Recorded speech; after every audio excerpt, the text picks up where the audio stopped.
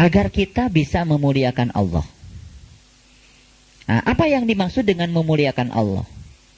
Memuliakan Allah adalah menampakkan kemuliaan Allah pada diri kita agar orang lain juga ikut memuliakan Allah lewat kita. Yang pertama adalah menyembah Allah dengan seutuhnya. Ketika kita bisa membaktikan diri kepada Allah seutuhnya, kapan kita bisa membaktikan diri kita kepada Allah seutuhnya? Kalau kita sudah memakrifati Allah. Ya, kalau kita sudah memakrifati Allah, maka kita baru bisa membaktikan diri kepada Allah seutuhnya. Maka kepada orang-orang yang telah bisa seutuhnya membaktikan dirinya kepada Allah, di situ akan tercermin kemuliaan Allah. Yang kedua, kita harus bisa mengasihi orang-orang yang sama-sama percaya kepada Allah. Maksud saya gini, kita saling mengasihi dengan sesama kita yang sama-sama percaya kepada Allah.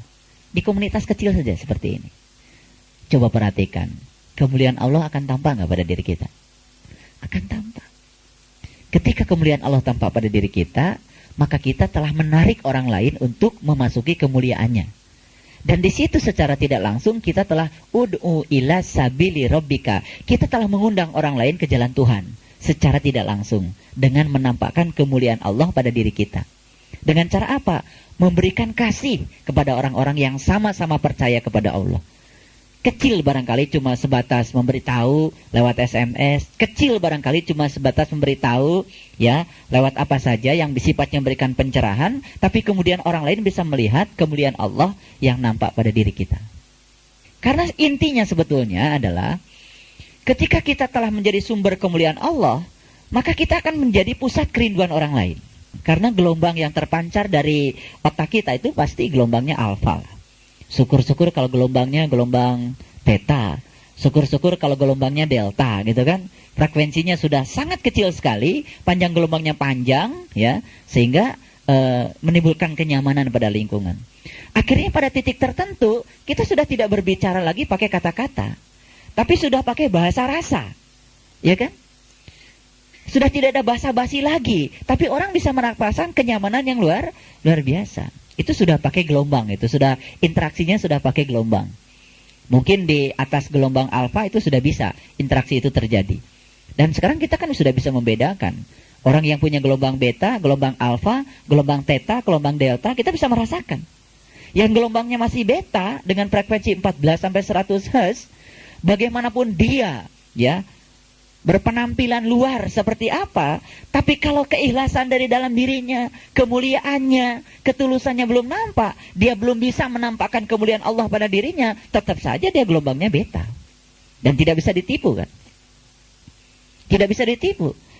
Karena ya ciri orang yang telah mencapai lub, salah satunya adalah dia mampu menyaring kebenaran berdasarkan intuisi. Itu salah satu cirinya. Jadi kalau seseorang yang intuisinya sudah terbangun, itu sudah hidup. Nuraninya sudah hidup. Sehingga dia menyaring bukan pakai kata-kata, bukan pakai fakta, tapi pakai rasa. Nah kalau sudah berbicara rasa, itu sudah tidak bisa ditipu lagi. Tidak bisa dibohongi lagi. Kan itu adalah kebenaran. Itu yang disebut dengan nurani, itu di situ sebetulnya. Nah makanya kalau di ajaran Hakmaliyah, itu ada yang namanya 7 martabat alam. Nah, martabat yang paling tinggi, ya, itu adalah martabat Allah ketika Allah itu tidak diberi nama, tidak diberi sifat. Allah betul-betul Allah manunggal sendiri. Nah, kan Allah itu kan kemudian di martabat alam 7 itu kemudian Allah itu kemudian diberi nama, kemudian Allah diberi sifat, ya kan? Kemudian Allah mewujud gitu kan. Nah, akhirnya perwujudan yang paling dasar adalah diri kita. Ini adalah martabat Allah pada diri kita sebetulnya.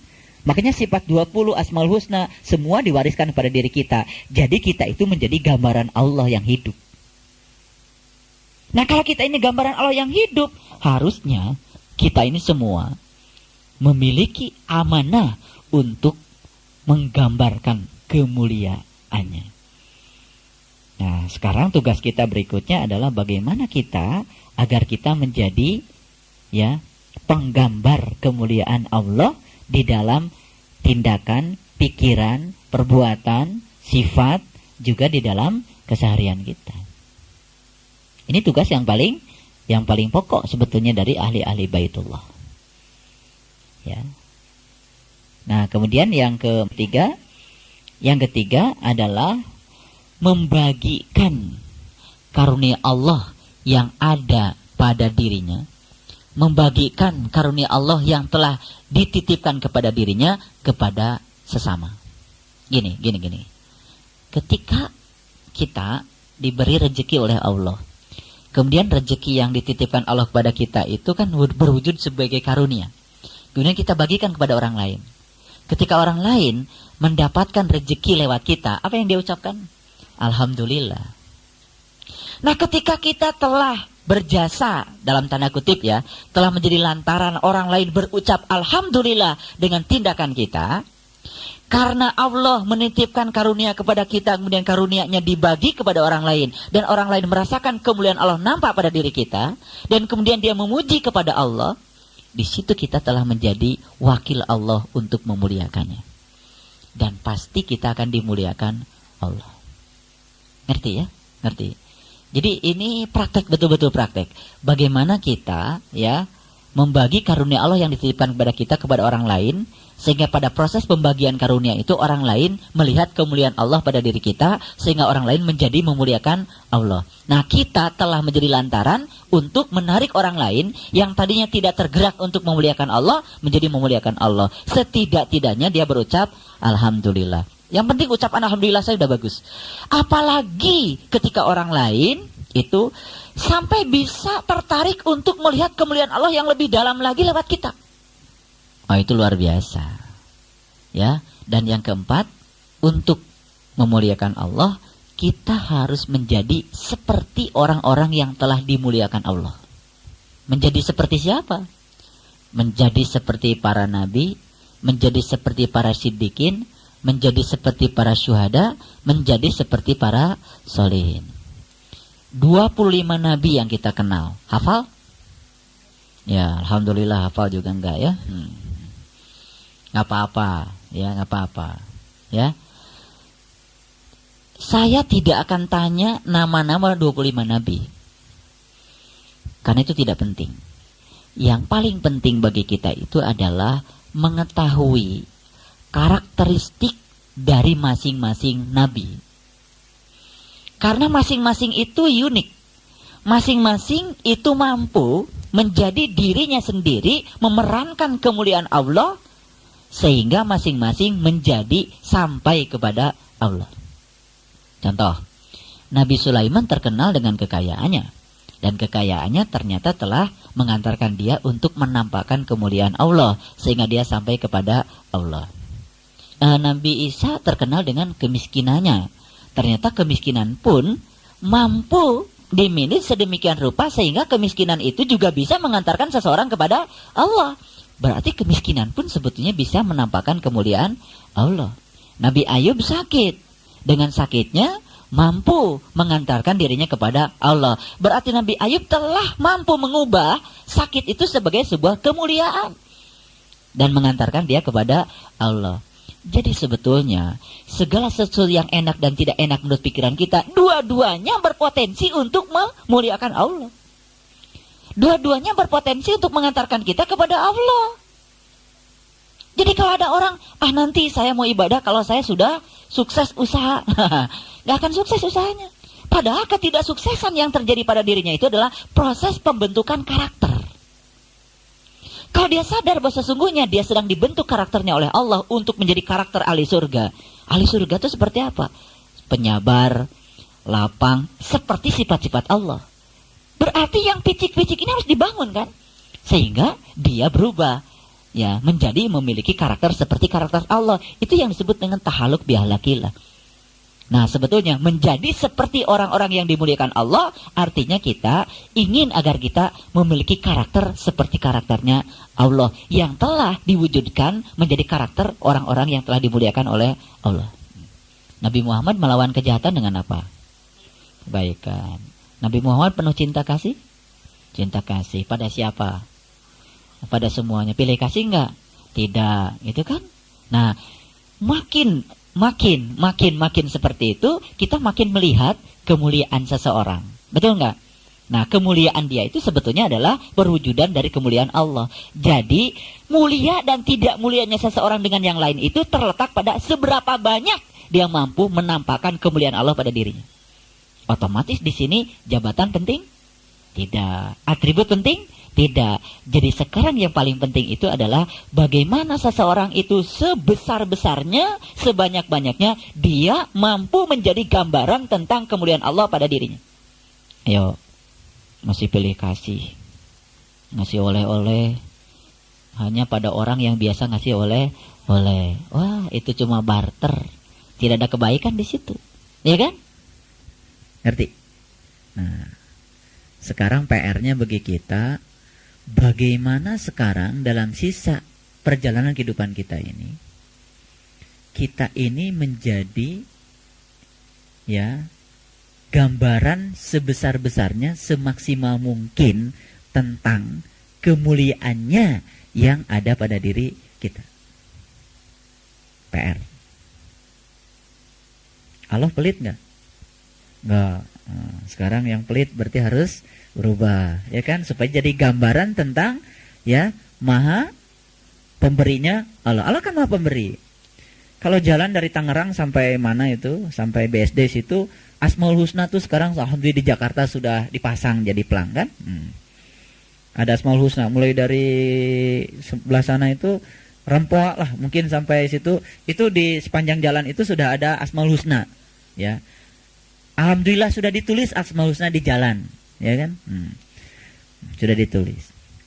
Nah, bagaimana sekarang Asmaul Husna itu menjadi penampakan kemuliaan Allah yang ada pada diri kita. Itu yang ke berapa? Yang keempat. Nah, yang kelima, supaya kita dimuliakan Allah, kita harus rajin mewartakan tentang kemuliaan Allah pada orang lain. Ngerti? Mewartakan tahu? Memberitakan, mengabarkan tentang kemuliaan Allah pada diri orang lain. Kemuliaan asmanya, kemuliaan sifatnya, kemuliaan karya-karyanya.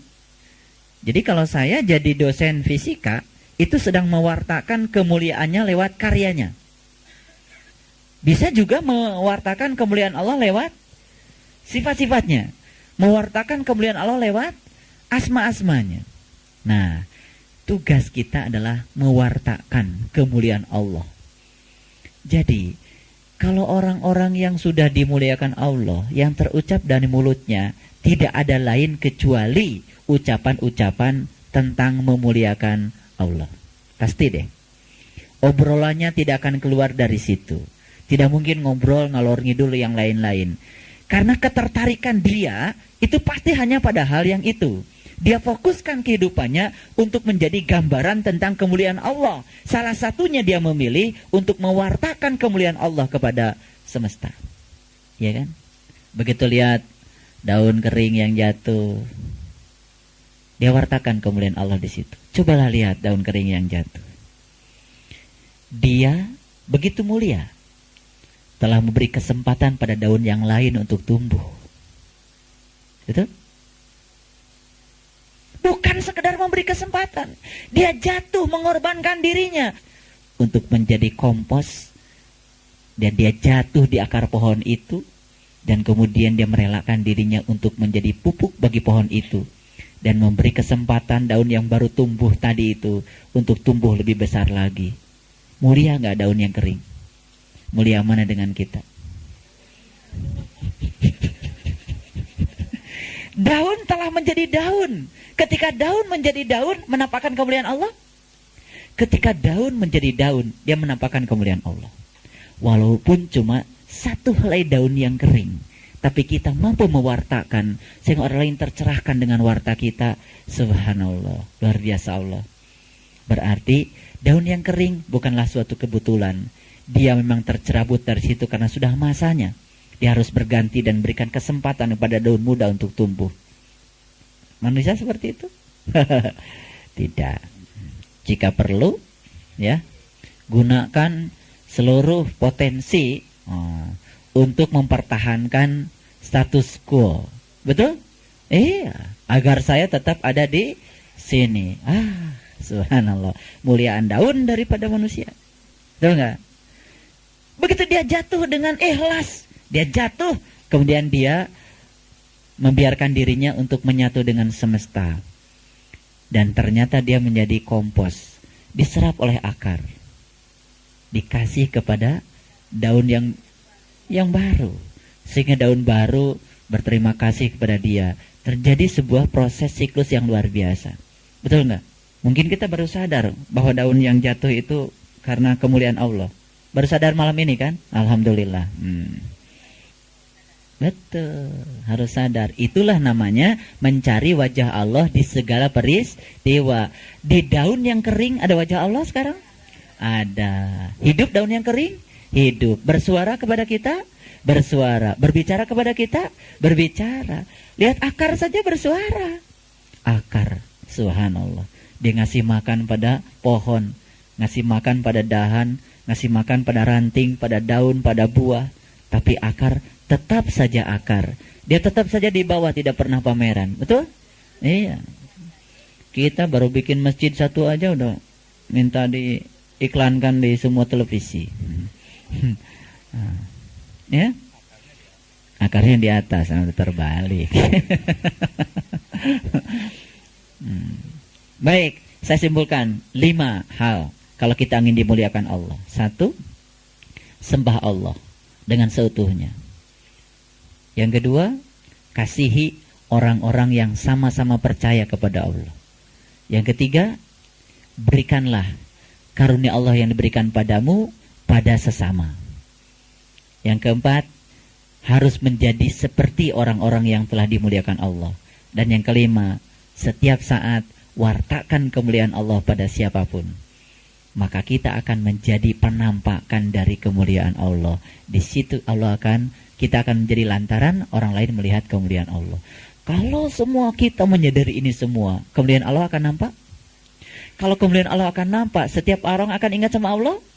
Subhanallah. Ini harusnya menjadi gerakan nasional.